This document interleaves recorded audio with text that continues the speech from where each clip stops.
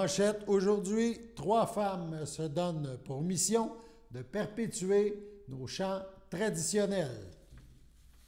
Bonjour à tous et bienvenue à votre bulletin d'information sur les ondes de CTRB, votre télévision locale et régionale. On est aujourd'hui, le 28 juillet.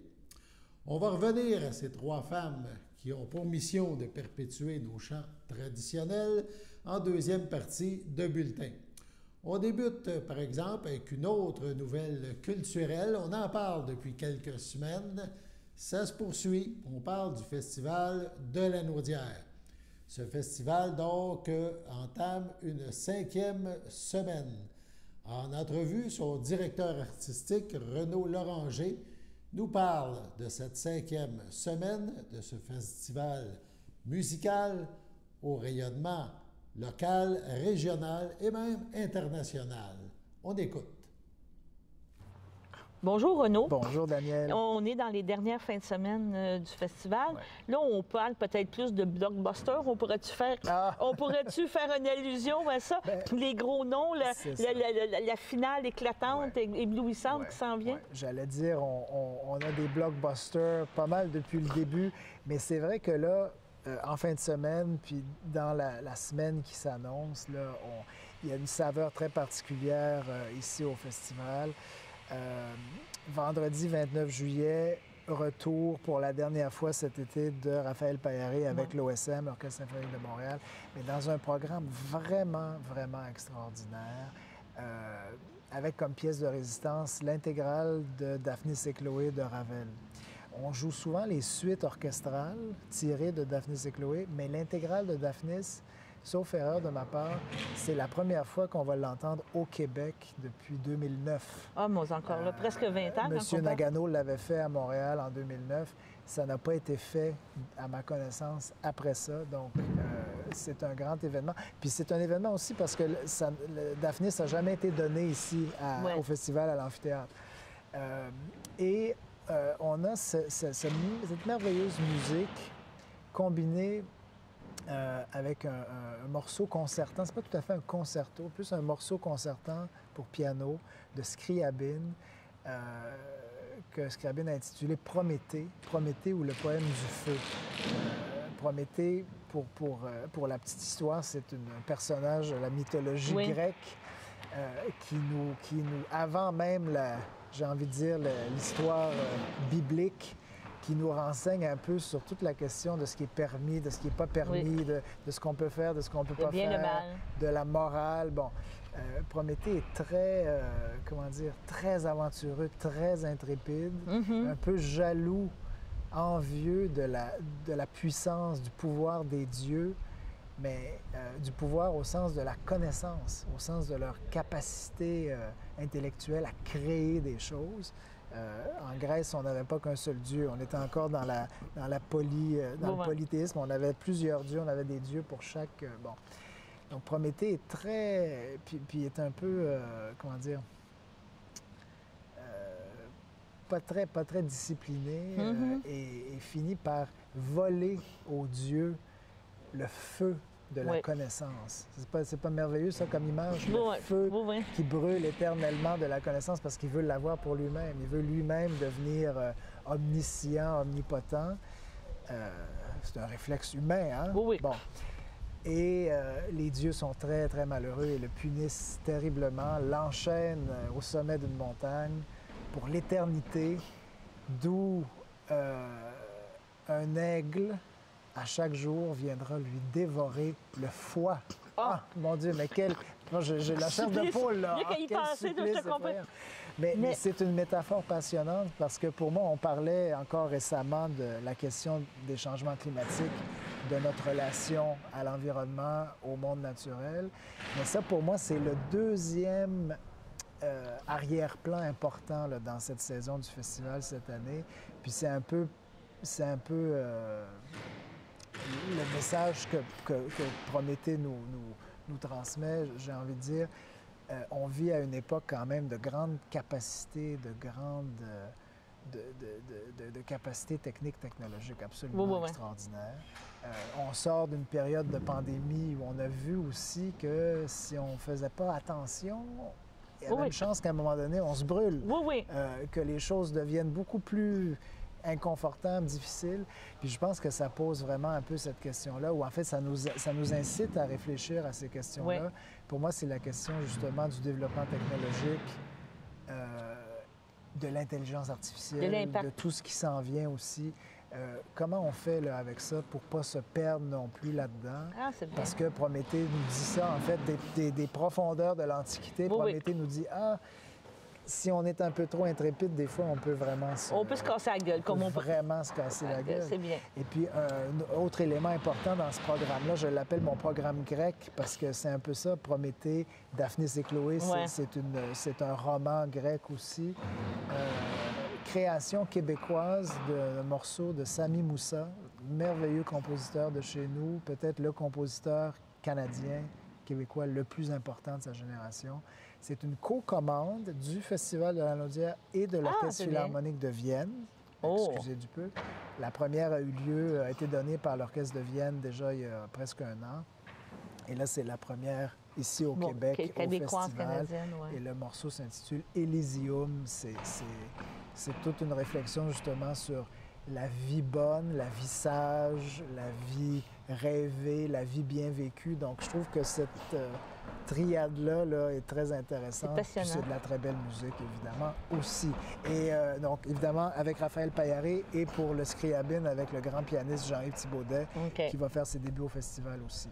Le lendemain, le 30, autre moment fort, début chez nous des arts florissants avec William Christie. William Christie, le pape de la musique baroque en Europe depuis, mais qu'il soit américain, mais depuis une quarantaine d'années, avec son ensemble qu'il a fondé, les arts florissants, je veux dire qu'on ne présente pas, ce sont vraiment des sommités absolues dans leur domaine. Eux aussi devaient venir nous voir en 2020. On a tenté de les réinviter en 2021. Les règles d'entrée au Canada ne nous ont pas permis de le faire. Donc finalement, on les retrouve ici. On les découvre à l'amphithéâtre. Et ils nous donnent le 30 juillet une intégrale d'un morceau, non pas un oratorio, non pas un opéra, de Handel, une ode pastorale. C'est le seul morceau de ce genre-là qu'Handel a écrit, qui s'appelle en italien l'Allegro, il penseroso ed il moderato. L'homme joyeux, l'homme, modéré, songeur, introspectif, et le moyen terme entre les deux. Donc, ça aussi, c'est une forme de méditation philosophique, au fond, sur notre place dans l'univers, notre place dans l'environnement, dans la nature et tout ça. Thèse, antithèse, synthèse, c'est très intéressant avec des jeunes chanteurs du programme de formation de William Christie des Arts florissants qui s'appelle le Jardin des Voix. Donc, 3 jeunes chanteurs, orchestre, chœur. Ça, c'est quelque chose dont je suis extraordinairement fier. Je me permets de le dire. Oui, mais c'est bien, il faut. C'est très rare. C'est la première fois. Les Arts florissants se sont produits au Canada. William Christie a dirigé au Canada, mais ils ne sont jamais produits ensemble. C'est la première fois que William Christie va diriger les Arts florissants au Canada, ici même sur la scène de l'amphithéâtre, en 43 ans d'existence de cet orchestre.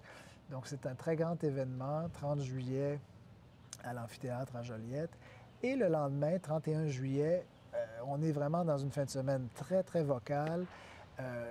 Les auditeurs se souviendront peut-être de la visite en 2019 de Michael Spyers, le grand ténor américain, qui revient nous voir, donc, mais cette fois-ci avec un autre grand ténor américain, Lawrence Brownlee.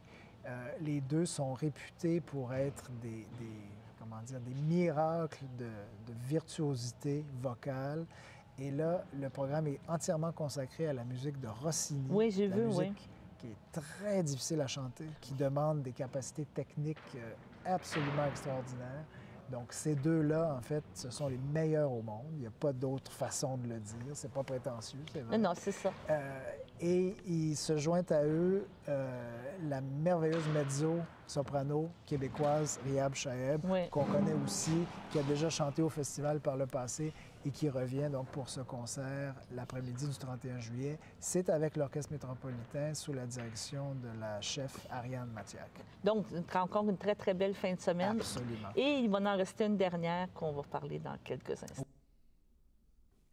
Voilà donc pour le Festival de la Nausière. On vous rappelle de mettre à votre agenda les spectacles laser offerts dans le cadre des festivités marquant les 350 ans de fondation de Berthierville.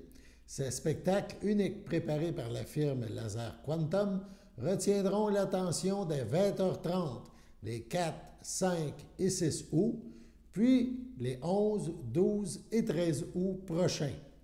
Une projection laser faite sur un écran végétal. On parle ici des arbres, des magnifiques grands arbres de l'île de la Commune face à la rue Frontenac. Les spectateurs sont invités à prendre place au parc Bellevue, longeant le fleuve, à proximité du port de plaisance de Berthierville. Rappelons que cette grande première est rendue possible grâce à la contribution financière de la SABA, la Société d'aménagement de Berthier-d'Autrey, et celle de la ville de Berthierville. On parle, dit-on, d'un rendez-vous marquant. C'est ça, et ça, évidemment, marquant dans tous les sens, chez vous, mais aussi dans le cadre de ces fêtes du 350e anniversaire de la ville de Berthierville. Sur ce, allons à la pause. Chers téléspectateurs, vous êtes cordialement invités le samedi matin dès 9h30 à notre bingo télédiffusé de nos studios de Berthierville.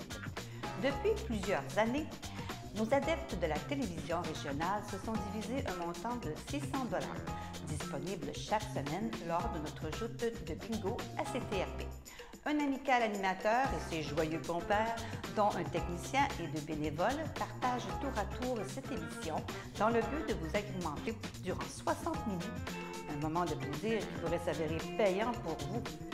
Vous pouvez donc vous procurer les cartes de jeu chez les dépositaires participants et j'ai nommé à Berthierville, le dépanneur Formule 1 et le garage Pétroté sur la rue Gilles Villeneuve, le marché IGA Extra sur la rue Gabrielle Brissette, le marché Métro sur la rue Notre-Dame et la pharmacie Proxime sur la rue Frontenac. À Saint-Ignace-de-Loyola, le dépanneur Esso sur la rue de la Traverse et le marché Aldo sur le rang Saint-Michel. C'est donc un rendez-vous hebdomadaire chaque samedi matin dès 9h30 sur les ondes de CTRB, votre télévision régionale et communautaire, maintenant en haute définition. On vous attend donc en grand nombre et toute l'équipe vous souhaite bonne chance.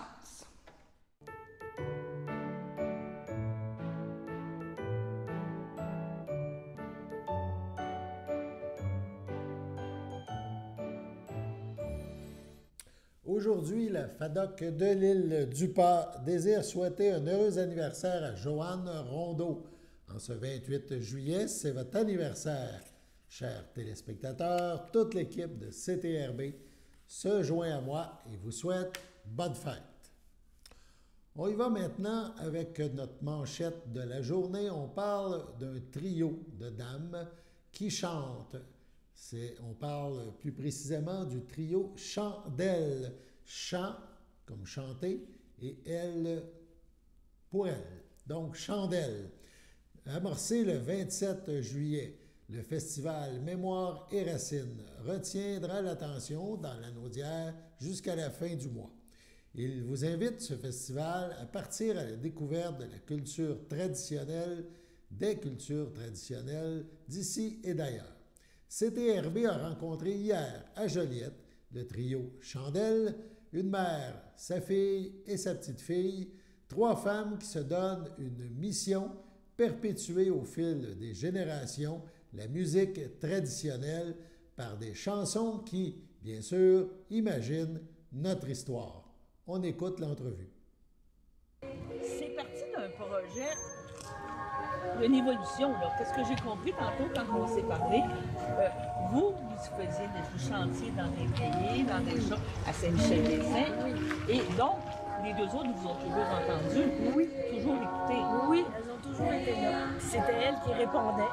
Elles ont appris à faire d'autres choses que répondre, mais à caler, qu'on appelle, à chanter. Donc, vous faites vraiment de la chanson traditionnelle? On le fait en famille. On fait ça en famille. C'est une activité qu'on fait depuis belle lurette. Depuis toujours, en fin de compte, depuis que j'ai des enfants. Mais là, ma petite Camille, elle était toute petite quand on a commencé à chanter. Mais ça a eu un impact bien plus grand qu'on aurait pu croire à ce moment-là, puisqu'on est réunis aujourd'hui en chantant. Et vous avez toujours entendu chanter votre mère en faisant la vaisselle? Oui. En faisant tout? Oui, c'est de sa faute si j'aime la chanson traditionnelle. Puis ça fait plusieurs années. Là, moi, j'ai 40 ans, je suis de la génération du milieu. OK. Et puis, c'est mon inspiration dans la chanson traditionnelle. Puis, on trouvait qu'on avait tellement de plaisir en famille qu'on s'est dit pourquoi est-ce qu'on ne ferait pas un projet familial. Et c'est un moment, c'est un timing, 3 générations, qu'on puisse faire un projet ensemble. Il fallait que Camille soit assez grande et que ma mère soit assez jeune. Alors, le timing est parfait. C'est ça. Vous faites plus de la podorythmie? Oui. Oui, je ne fais que ça. Les arrangements, il faut le dire, parce qu'elle ne mentionne pas souvent, les arrangements, c'est Rebecca et Camille. Tous les arrangements qui sont faits, c'est leur cru. C'est passionnant. Et c'est difficile en vie, pour l'assumer tout ça, mais c'est un beau rêve que vous vivez toutes les trois ensemble. C'est quelque chose que vous voyez. Parce que dans l'avenir, vous dites, on veut continuer de chanter, on veut devenir comme des artistes internationaux. On entend présentement les gens qui viennent de Suède.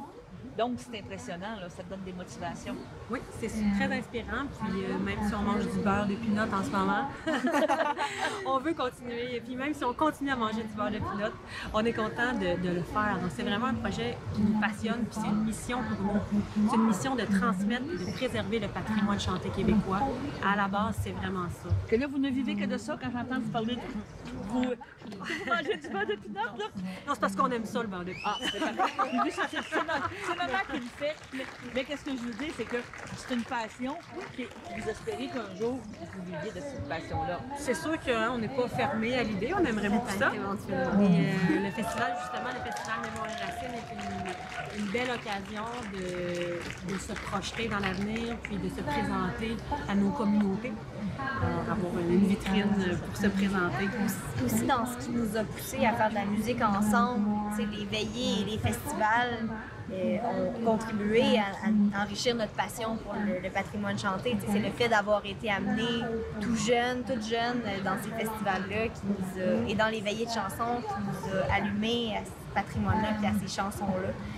Puis un jour, on ne fait pas juste répondre puis danser, puis on en pousse une, on en chante une. Mais t'es jeune, t'es pas dire maman, je comprends, parce que moi, je me souviens que nous allait des veillées, puis je me souviens d'avoir vécu ça. Mais toi, quand tu dis à tes amis que t'aimes pas, ben je sais pas, je dis pas que t'aimes pas, mais tu entre une chanson justement patrimoniale ou d'art vivant, ou Justin Bieber, ou je sais pas, ils doivent te regarder avec un air en blanc. Tu sors de où, toi? C'est quoi ton...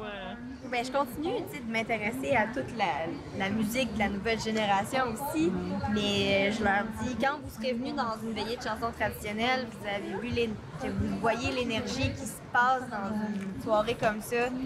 Après ça, vous ne pourrez plus dire que c'est juste de la musique du temps des fêtes. Oui, je comprends. Ça donne la piqûre. On écoute le 31, on tape des mains le 31 décembre, puis on ferme ça dans le placard le 2 janvier. À nous, le placard, il est ouvert à l'année. C'est ça. Oui, mais c'est ça. Et pour vous, Madame Renfro, l'importance de garder ce patrimoine-là, de transmettre ces choses-là, c'est important pour vous parce qu'on parle de patrimoine vivant. C'est vraiment quelque chose. Pour moi, c'est très important. N'ayant pas de frères, n'ayant pas de sœurs et n'ayant plus de parents, je pense que ça prend un autre sens. Maintenant, à l'âge que j'ai, ça prend un autre sens. Puis, c'est quand même, on est issu de ces chansons. Et il n'y a pas plein des centaines d'années qui nous en séparent. Parce que les gens qui savaient ces chansons et qui les ont transmises jusqu'à nous, eux, ils meurent actuellement. C'est ça. C'est la génération des gens qu'on ne verra plus. Donc, il n'en tient qu'à nous si on veut préserver cette richesse. On entend des folklores de tous les pays.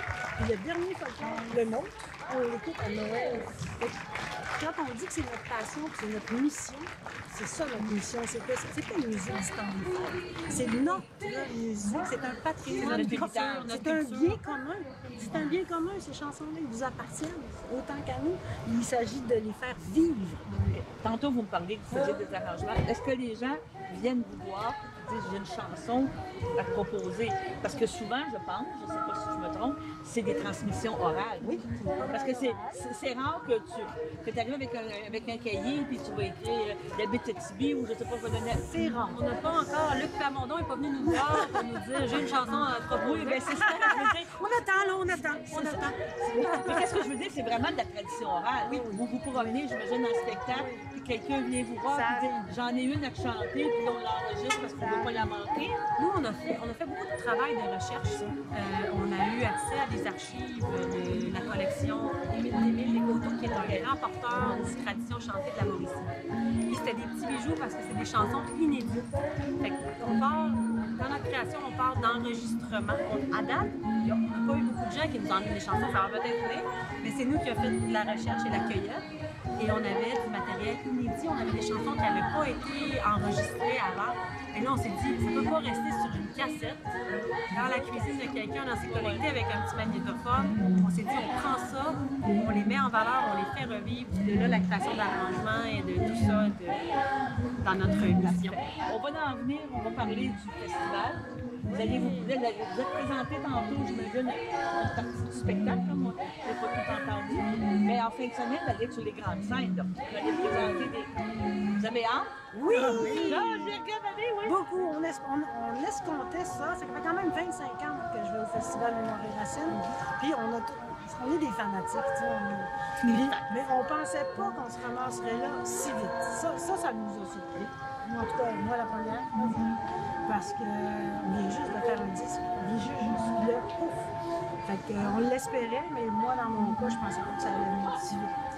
Je suis très heureuse. C'est un honneur. C'est un honneur. Non, mais c'est un honneur, oui, je comprends. Oui, c'est un honneur de mettre cette musique en valeur. Je pouvais pas ta première fois sur la scène? Comme ça, gros, comme ça? Sur une scène, je pense que vendredi soir, il va y avoir tellement de gens que ça va être ma plus grande scène. Mais j'ai déjà fait de la scène aussi, j'ai fait en musique. Ça va l'entraîner. J'ai été longtemps au festival en tant que festivalière, campeuse et festivalière assumée. Et on est vraiment honorés, on est vraiment contents, heureuses de pouvoir aller sur la grande scène justement le vendredi soir. Vendredi soir, on va vous suivre. On va regarder ça, puis on invite les gens à venir voir Merci le festival et de s'imprégner de ce patrimoine, de cette culture. Je pense que qui nous appartient à tous. Culture à tous. C'est notre culture et faisons-la vivre. On dépend juste de nous. On apprend maintenant que l'Association forestière de la Naudière prépare une soirée insectes nocturnes. Oui, vous avez bien entendu, insectes nocturnes. Un événement qui prendra place dans les tourbières de la Noret le 13 août prochain, de 20h à 23h. Si les insectes vous fascinent en raison de leur appendice étrange ou encore de leur adaptation hors du commun, cette invitation s'adresse donc à vous. Les insectes nocturnes de la réserve écologique des tourbières de la Noret vous attendent. On parle ici de papillons, de coléoptères et autres invertébrés. Peut-être même aurez-vous la chance d'observer le lutin des tourbières, ce petit papillon d'huile que nous venons de vous montrer, qui fut découvert dans la réserve à la Noret. On vous conseille d'apporter une lampe de poche afin de pouvoir observer ces insectes nocturnes. Des membres de l'Association des entomologistes amateurs du Québec seront aussi présents. Allons à la pause.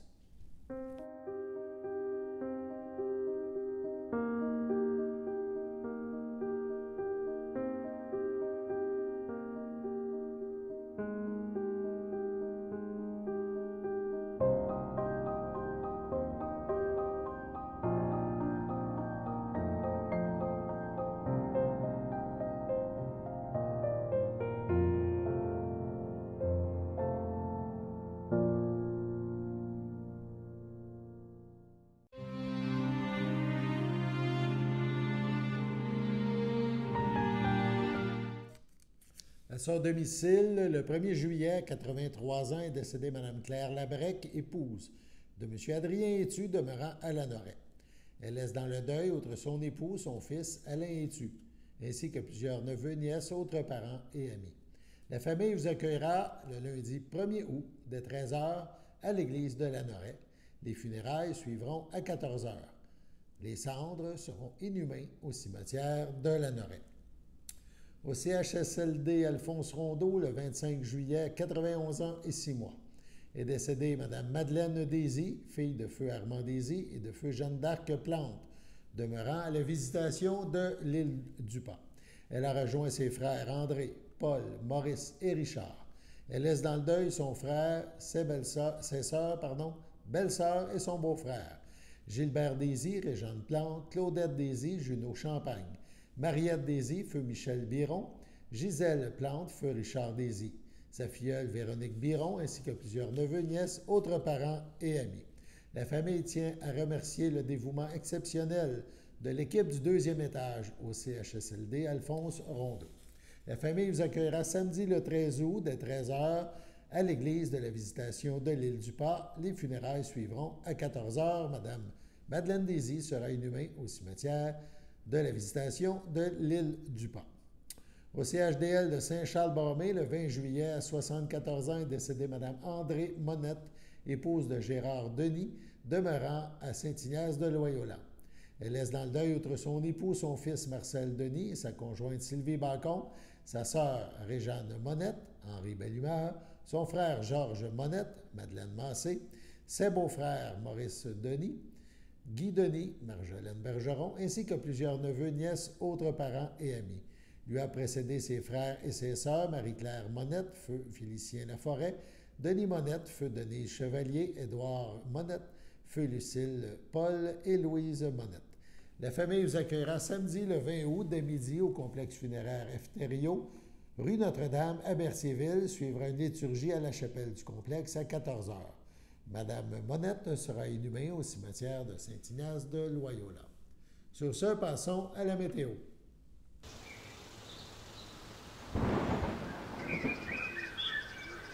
Bienvenue en votre météo du jeudi après-midi. Aujourd'hui, nous aurons des risques d'orage forts, une température de 27, un temps ressenti de 35, avec moins de 1 mm de pluie. Jeudi soir, c'est des risques d'orage forts toujours, avec une température de 24, un temps ressenti de 31, 2 à 4 mm de pluie. Jeudi nuit, cependant, c'est des bancs de brouillard, une température de 18, un temps ressenti de 18. Vendredi matin, c'est ensoleillé, une température de 20, un temps ressenti de 22. Vendredi après-midi, c'est ensoleillé avec passage nuageux, une température de 26, un temps ressenti de 30. Vendredi soir, c'est passage nuageux, nous avons une température de 24 avec un temps ressenti de 28. Voilà, c'était tout pour votre météo. Sur ce, on vous souhaite une bonne fin de journée sur nos ondes. C'était votre bulletin de nouvelles du 28 juillet à CTRB. À demain.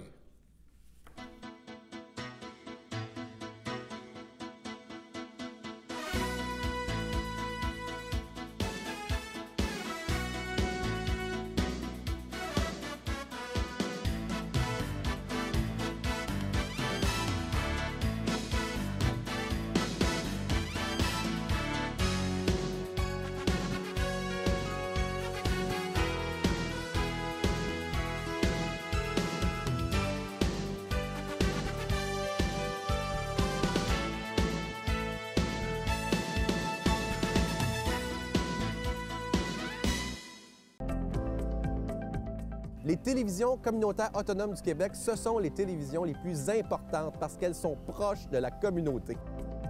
On veut encourager des gens qui parlent de ce qui nous intéresse, mais aussi qui participent au développement local. Mais c'est fini le temps là, où on allait lire une affaire qui a été écrite avant hier au bout du monde. Non! Si vous savez ce qui se passe chez vous, bien, ma télé préférée, c'est la télé autonome communautaire. C'est ici que ça se passe.